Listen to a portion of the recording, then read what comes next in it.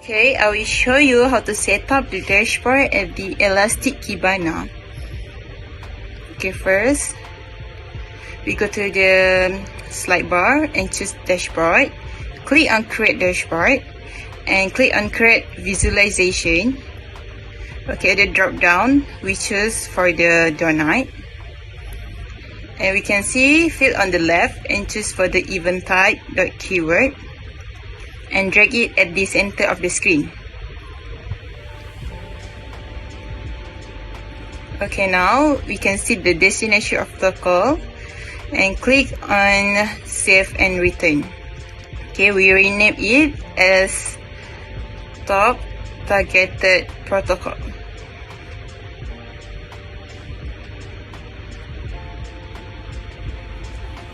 And click on apply. Next, also click on the create visualization again and click at the horizontal axis and choose for the destination protocol.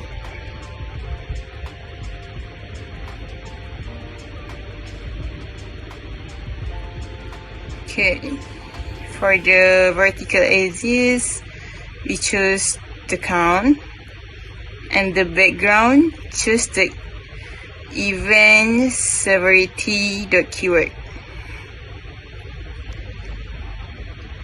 And then click on the save and return. Okay, now you already have our dashboard.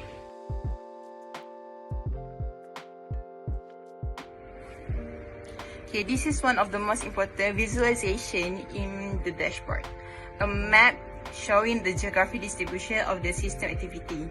Okay, each number of the map represents the total number or event or loss coming from the particular country. For example, we can see significant activity from Nigeria, Egypt, Germany, and India. These high counts could be indicate that users from those countries are accessing the system frequently, or it could be a sign of potential threats. Hi, my name is Nur Khalida. Now let's take a look at the next panel, which is event count by country and protocol. This panel is a horizontal bar chart that shows the number of events categorized by source protocols and further divided by country. Each bar is color-coded by country, and the legend on the right maps each color to its corresponding country for easy reference.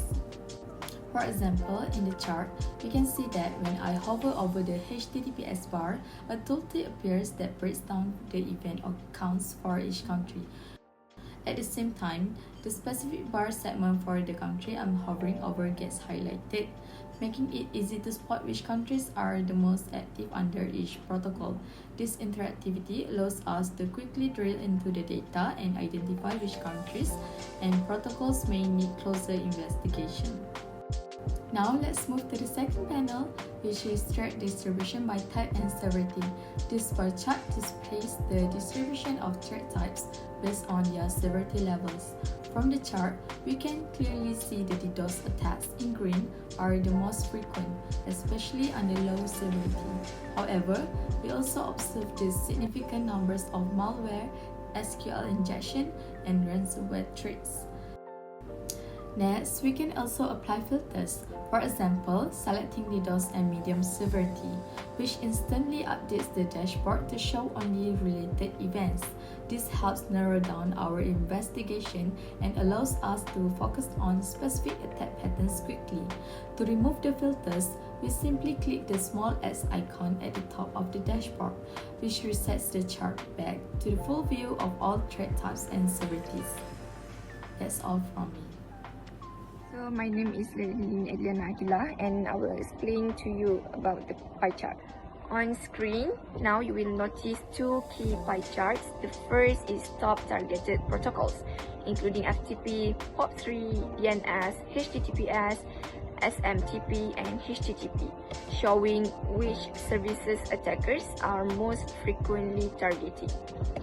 So the second one is distribution of destination ports, with traffic spread across ports like 21, 110, 53, 443, 25, and 18, helping us pinpoint where activity is concentrated. Watch as I click port 110. The dashboard now only shows traffic for this port, since port 110 is used for POP3 email. We can see the exact same traffic. So this match proves port 110 carries POP3 traffic. So similarly, watch what's happened when I select HTTPS. The dashboard isolates encrypted web traffic. Then clicking port 443, HTTPS default port shows identical patterns, reinforcing how this visualization work together. So this instant filtering lets you quickly correlate protocols with their associated ports, making threat analysis faster and more intuitive. So my name is Eliana Aguilar, and I will explain to you about the pie chart. On screen, now you will notice two key pie charts. The first is top targeted protocols, including FTP, POP3, DNS, HTTPS, SMTP, and HTTP, showing which services attackers are most frequently targeting. So the second one is distribution of destination ports, with traffic spread across ports like 21, 110, 53, 443, 25, and 18, helping us pinpoint where activity is concentrated. Watch as I click port 110. The dashboard now only shows traffic for this port, since port 110 is used for POP3 email. We can see the exact same traffic.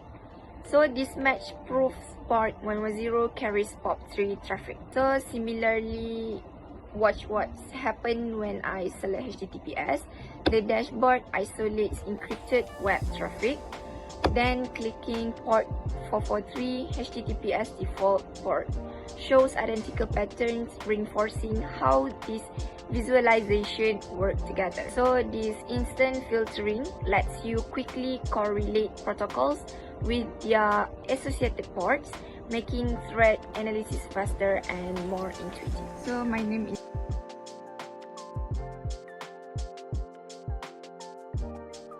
Welcome to the detection phase. Assalamualaikum warahmatullahi wabarakatuh. My name is Irfan Hakimi, and today I'm going to present about the top detected attacks by source IP and the top destination IP addresses. On the left side of the dashboard, we can see the top detected attacks by source IP table. This section lists the IP addresses that have attempted to communicate with or attack our systems the most. Let's break down the columns. As for the detected, all of this shows as communicated, meaning the system identified an attempt to communicate, possibly unauthorized or suspicious. For severity, this tells us how serious each detection is, low, medium, or high. This helps prioritize incidents. As for the country, this shows the location associated with the source IP. This is where the attack likely originated. As for the top 3 values of source IP, these are the specific IP addresses that initiated the most traffic. And lastly, for count of records, the number of times each IP was detected. In this case, each has a count of 10, indicating consistency in attack frequency.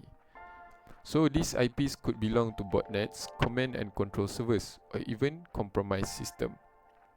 Moving to the right, we have a more colorful and visual section called Top Destination IP Addresses.